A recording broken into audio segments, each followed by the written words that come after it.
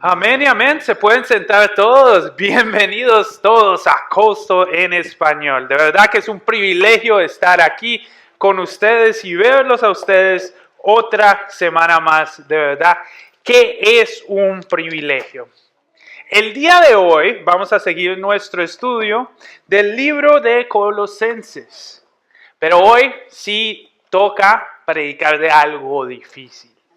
Y van a haber muchos momentos durante esta prédica donde me van a mirar y van a decir, no me gusta lo que está diciendo el pastor, pero les pido que me tengan paciencia. ¿Ok? Y para ilustrarles este punto les voy a contar algo que me pasó aquí en la iglesia. Entonces, era durante el segundo servicio en inglés. Entonces era entre el primer y el segundo servicio y había un muchacho de la universidad de UTMB que llegó a visitar a nuestra iglesia y vino con un grupo grande de muchachos. Pero al terminar el servicio, el muchacho se quedó en el santuario y una de las muchachas que estaban con él me dijo, pastor, hazme el favor y ve a hablar con mi amigo, es la primera vez que viene a la iglesia, él es ateo, él no conoce de Cristo, pero él tiene muchas preguntas. Yo lo miré y dije, no, esto va para largo. Pero como estábamos entre servicios en inglés, yo tenía todo el tiempo del mundo. Entonces mi calculación era que si la conversación se pasaba de tiempo, lo que podía es sacarlo afuera y tomarnos un café mientras el segundo servicio empieza. Entonces me senté al lado de él y dicho y hecho.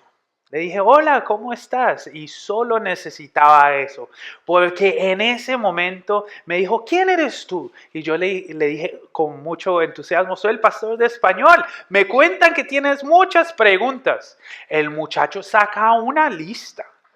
Había tomado nota durante todo el servicio, tomando lista de cosas, de preguntas que él tenía, de cosas que él no le parecían diferentes cosas, una lista larguísima y argumentos hasta buenos, les cuento.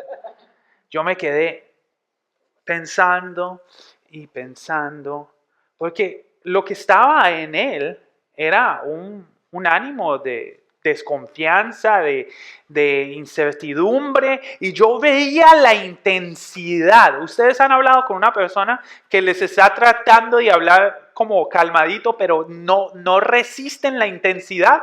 Así era él. Me hablaba, pero se le salía la intensidad. Y lo dejé hablar, y lo dejé hablar, y lo dejé hablar. Hasta que de repente, después de 10 minutos, el muchacho paró de hablar y me dice, ¿y tú qué piensas sobre esto? Yo dije, wow, ahí me la plantaste bien duro. Porque yo he trabajado con jóvenes. Me pasé 7 años trabajando con jóvenes. Y yo sé de que hay un cierto de joven que no encuentra la respuesta que está buscando. Y tú le puedes dar la mejor respuesta científica, bíblica, cualquier cosa, y siempre te van a dar un pero o un porqué. Entonces lo que yo le dije fue algo muy honesto. Y yo le dije, porque lo dice en la Biblia. Por eso creo esto. Porque el creador del cielo y la tierra, el que creó todo esto, nos dice que es así.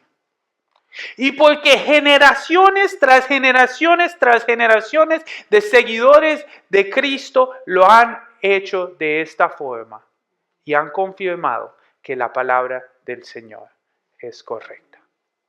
Y al final le tiré otra que no se la esperaba, que era, ¿y tú crees que tú sabes más que el Creador?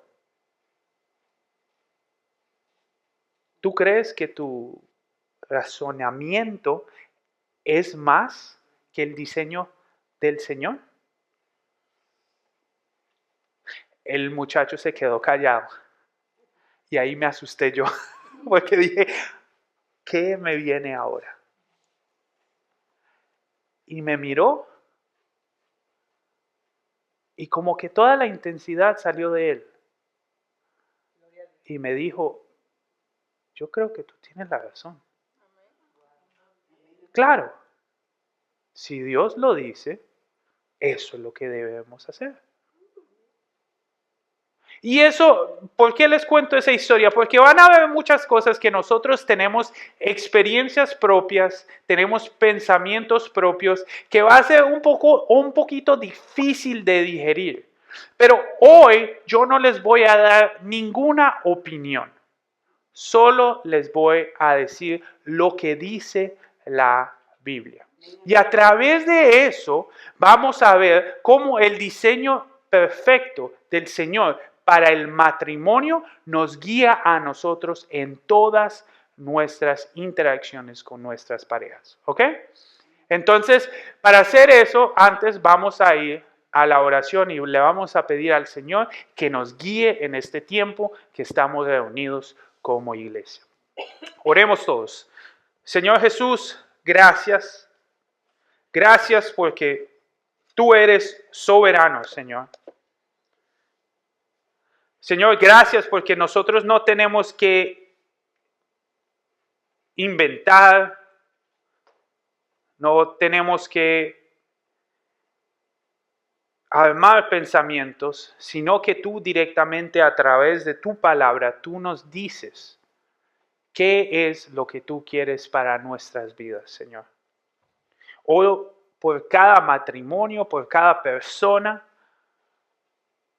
por cada pareja, Señor, de que tengamos suficiente sabiduría para seguirte a ti y no dejarnos llevar por nuestros propios pensamientos. Gracias, Padre, por todo lo que nos has dado. Y es en tu nombre santo que tu pueblo dice amén y amén. El día de hoy vamos a estar trabajando en Colosenses capítulo 3 y vamos a estar en el versículo 18. La semana pasada pasamos en el versículo 17, pero esta mañana vamos a empezar en el versículo 18.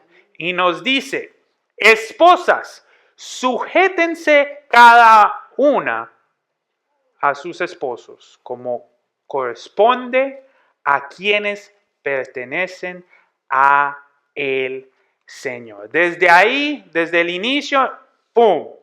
¿Qué es lo que significa esto? El autor de este libro es ¿quién? Pablo. Pablo nos escribe a nosotros. Y Pablo es el que nos escribe en Primera de Timoteo. Pablo es el que nos escribe en muchos otros libros que nos corresponden y que nos dicen el mismo mensaje. Ahora, algo muy particular de Pablo, Pablo nunca se casa. Él es un eterno soltero. Entonces tú me vas a decir, ¿y él qué me va a decir a mí del matrimonio? El hombre ni siquiera se ha casado. Y muchos pasajes de los que él escribe sobre la relación entre esposo y esposa son medio fuertes. Entonces toda la gente que lee y tiene un problema con Pablo siempre dice, es que ese Pablo es un machista. Ese Pablo es un machista, nunca se casó, él no sabe, entonces él está diciendo esa de la mujer. Pero hoy les voy a mostrar de que Pablo no está inventando, sino que Pablo solo está explicando lo que ya vemos en las Escrituras. Cuando él habla de las Santas Escrituras, él no habla de lo que tenemos nosotros hoy como Escrituras, él solo habla del Antiguo Testamento. El Nuevo Testamento se escribe durante el tiempo de Pablo, todo eso, los evangelios, todo se escribe durante su tiempo. Entonces, cuando él está abogando por esta idea, a través de las Escrituras, él está usando el Antiguo Testamento. Él está diciendo de que la mujer se debe sujetar a su esposo, porque eso es lo que corresponde de las mujeres del Señor. Entonces vamos a ver de dónde viene esto. Vamos a Génesis capítulo 3, 16. Entonces esta interacción es entre Dios y la mujer. Y la humanidad ha caído. Adán y Eva han tomado parte del fruto prohibido. Y como resultado el Señor le dice esto a la mujer. Y le dice a la mujer que hará más agudo dolor durante tu embarazo y cuando das a luz. Y dice que estarás bajo el control de tu esposo, que vas a tener problemas cuando estés bajo la autoridad de tu esposo. Ahí nos dice desde el principio de que como resultado de la caída, como resultado del pecado, la mujer va a tener un problema cuando el hombre está sobre ella. ¿Como resultado de qué? ¿Y qué pasa? Va a haber problemas entre la mujer y el esposo. El diseño ya fue dado por el Señor antes en los capítulos anteriores. La mujer fue creada ¿de qué? De la costilla del hombre, no fue tomada de la cabeza porque no es superior, no es tomada desde el pie porque no es menor, sino que es igual al hombre. Pero también cuando fue creada para ser ayuda idónea al hombre, para hacer el propósito que Dios tenía para la humanidad, administrar la tierra. Él ya había dado un rol, una estructura, y ahora como resultado del pecado, hay un disturbio en esa relación. La mujer va a tratar de gobernar al hombre, pero no se va a poder dar. Va a haber un problema de poder, un problema de poder entender su rol. Volvamos a la caída. ¿Qué fue lo que pasó en la caída? La serpiente llega y le habla a la mujer. La manipula y hace que ella tome del fruto prohibido. ¿Ok? Y después ella come y se lo da al hombre. ¿Cuál fue el pecado de la mujer? Ella fue manipulada por la serpiente. Pero hay otro ahí que se llama Adán. Y Adán era el que había recibido la instrucción de Dios. Cuando ustedes lean la historia en el Génesis, van a ver de que cuando Dios le está hablando con Adán. Y le está dando a él las instrucciones. Él tenía que liderar. El Señor ya le había dado el rol a él de administrar la tierra junto con la mujer, pero el Señor le hablaba a Adán. ¿Y qué pasa en la caída? La mujer, siendo manipulada, lidera al hombre hacia tomar del fruto. O si lo quieres ver de otra forma, el hombre no lidera y se deja llevar por la corriente. Como resultado del pecado, va a haber un disturbio en esa relación que está establecida por el Señor desde el inicio.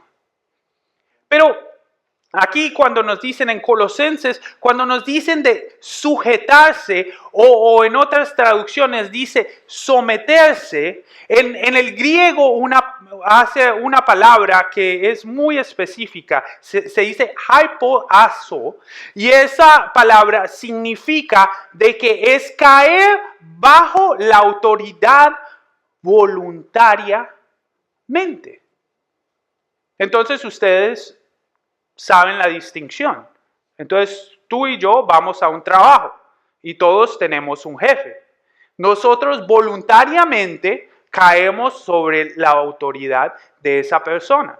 ¿No es cierto? Todos tenemos un jefe. Voluntariamente vamos a ese trabajo y hay una estructura y nos sometemos a esa estructura. En la esclavitud hay un sometimiento, pero no es voluntario. Es algo abusivo, algo que le toman la libertad a esa persona y esa persona cae bajo la autoridad de la persona que lo está oprimiendo. Entonces hay una diferencia entre cómo el Señor nos manda a las mujeres a someterse a la autoridad de su hombre. Es bajo una autoridad que ellas se someten voluntariamente, en armonía. No es decir de que la mujer es inferior ni que es oprimida. Ya vemos a través de la historia de Génesis que es igual y no dice que la mujer debe ser tratada inferiormente, sino que ella se debe someter a la autoridad voluntariamente. Y eso lo hace por una razón espiritual. Y esa razón espiritual es porque es la voluntad del Señor. Esa es la voluntad del Señor porque por eso, para eso, el Señor creó a la mujer. Desde el principio vio que no era bueno que el hombre estara solo, entonces dijo, le vamos a crear una ayuda idónea para él. Es parte del diseño y es parte de obediencia al Señor cuando la esposa se somete a la autoridad del Señor. En Efesios nosotros vemos que esto se dice una y otra vez y se dice sométense cada uno a sus maridos porque el marido es la cabeza de la esposa como Cristo es la cabeza de la iglesia. Mostrando de que el hombre no está libre para hacer lo que le dé la gana. El hombre no está listo para reinar como le complace, sino que el hombre tiene el peso, la responsabilidad de liderar como Cristo lidera a su iglesia. Ese es un nivel muy alto. Esa es una responsabilidad gigante. Pero nos muestra a nosotros de que esa es parte del diseño que el Señor da para las mujeres adentro del matrimonio. En Primera de Pedro también nos dicen de que las mujeres tienen que aceptar voluntariamente, esa palabra, voluntariamente aceptar la autoridad de sus esposos, así el esposo esté apartado, porque a través de su buen comportamiento, ellas brillarán la luz de Cristo. Ahí vemos de que aún cuando el hombre está incorrecto, las mujeres se deben someter porque es parte del diseño del Señor. Para mí esto es muy difícil de entender, porque es difícil de entender y ver cómo es que puede ser esto. En mi familia hay un gran ejemplo de esto y se cuenta entre la familia como un gran ejemplo de la obediencia. Cuando hablamos de mi abuela Nina, en mi familia, la familia Camacho, era una familia católica. Y eran colombianos en Colombia, hay mucho católico, la gran mayoría del país es católico, pero mi abuela tiene una experiencia donde experimenta la gracia del Señor a través de un pastor de la primera iglesia bautista en Cali. Y ella siente una confirmación de que ella tiene que ir a la iglesia para conocer más de este Señor. Y ella le dice a mi abuelo, Luis, yo quiero ir a la iglesia y quiero que tú vengas conmigo. Y mi abuelo Luis le dijo, en esta iglesia somos católicos y nada más. Usted no me va a ir a ninguna iglesia evangélica, porque ese es el término que usaban. Usted no va a ningún lado, usted se queda aquí, o a la católica o en la casa. Y mi abuela, siendo una mujer fuerte, dijo, listo, respeto tu autoridad. Pero la semana siguiente ella se arregló, lista para ir a la iglesia, tomó su Biblia y se paró y se sentó en la esquina y dijo, yo no voy a ir a la iglesia hasta que tú me des la autoridad de ir a la iglesia, pero aquí estoy. Y se quedó sentada ahí. No sé cuánto tiempo se quedó ahí, pero lo hizo varias veces. Varias semanas, semana tras semana, ella estaba lista, arreglada con su Biblia y dijo, Luis, hasta que usted me dé la autoridad, yo no voy a la iglesia. Pero aquí estoy lista para ir a la iglesia. Tanto fue la insistencia de la abuela que eventualmente mi abuelo dijo, vaya pues a esa iglesia evangélica.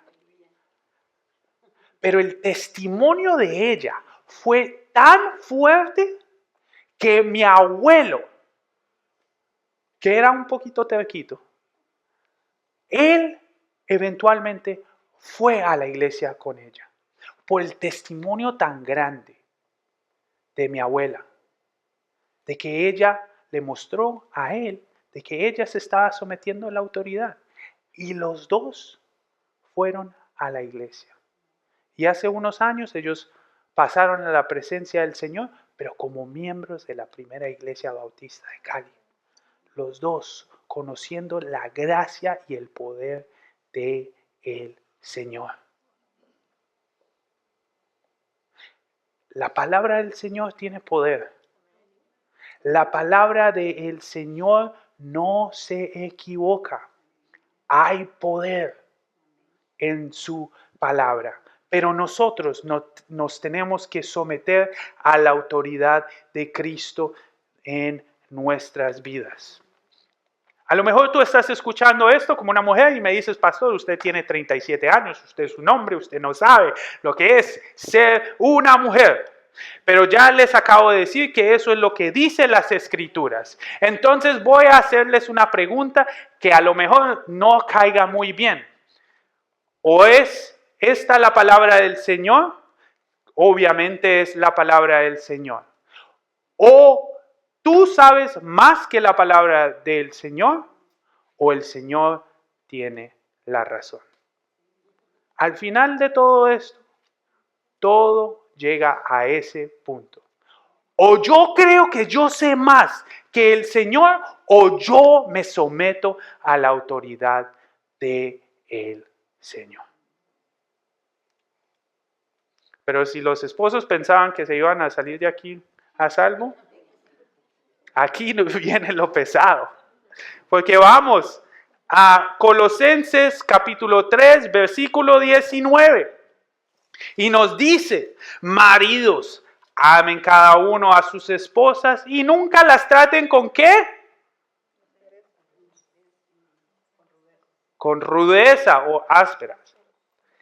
Entonces ahí vemos que nosotros debemos amar a nuestras esposas. El libro de Efesios capítulo 5 versículo 25 nos dicen de que los esposos debemos amar a nuestras esposas como Cristo amó a la iglesia.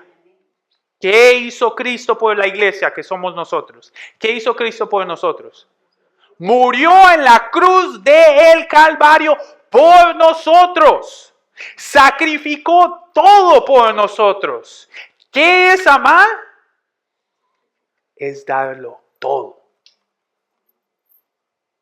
Es darlo todo. El nivel de este amor no es un amor pasajero, sino un amor celestial, donde nosotros estamos copiando el amor que Cristo tiene por su iglesia. Cristo, en su amor, fue sacrificial. Él sacrificó todo. Él fue intencional. Él no tenía que venir, pero Él vino para mostrarnos amor. Él nos protege a través de su Espíritu Santo y Él es consistente en su amor. Acuérdense que el pueblo de Israel pecó 10,000 veces contra el Señor y 10,000 veces contra el Señor vino a rescatarlos a ellos. Eso que nos muestra a nosotros, de que tenemos que ser intencionales en nuestro amor. ¿Por qué? Porque mi papá me mandó a mostrar amor.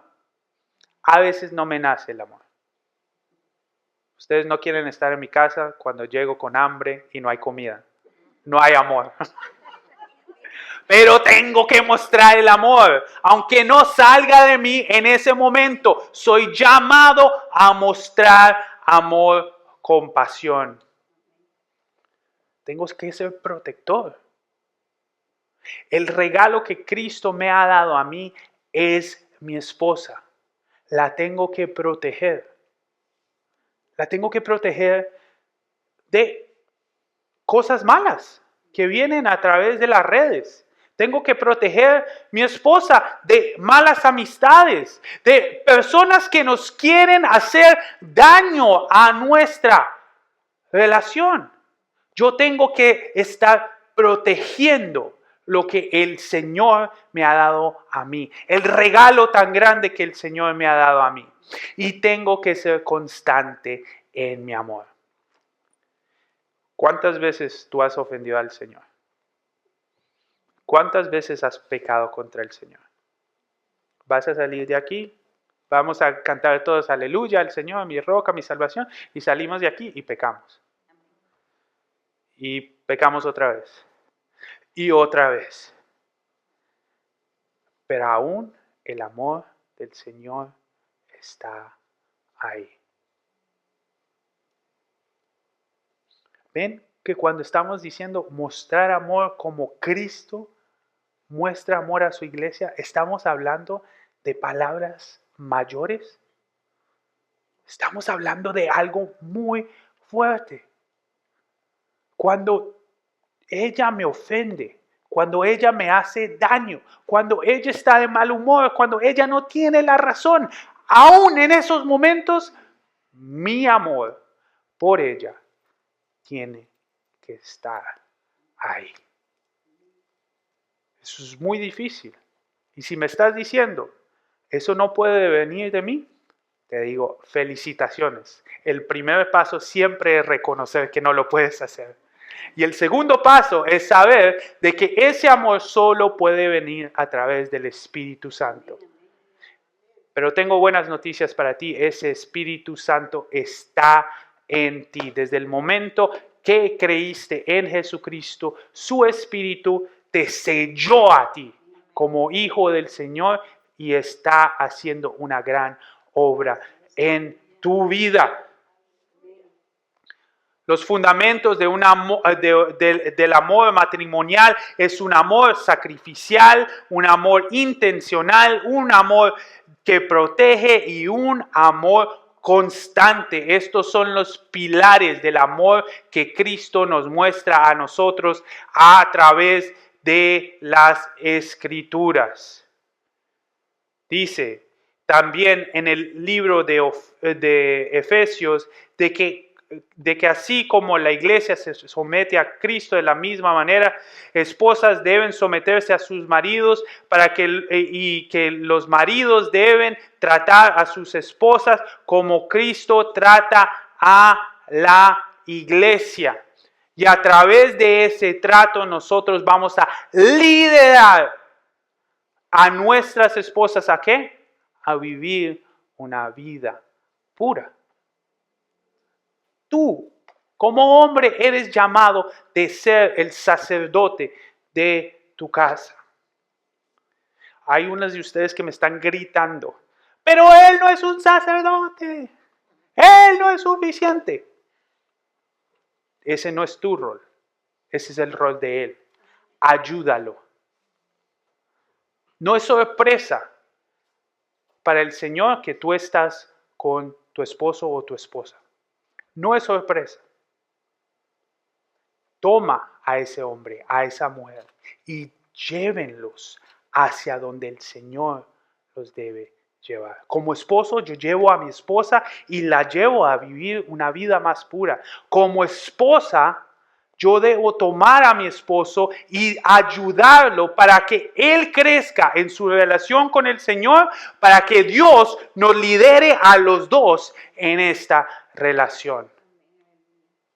Uno no puede hacer el trabajo del otro y el otro no puede hacer el trabajo del otro. Este es el diseño que Dios tiene para nosotros en el matrimonio. En el libro de Eclesiastés, que es un libro, de verdad que si lo leen, no lo leen completamente, les va a deprimir. Porque dice de que el tesis del libro es que todo es vanidad de vanidades. Todo lo de este mundo es vanidad de vanidades.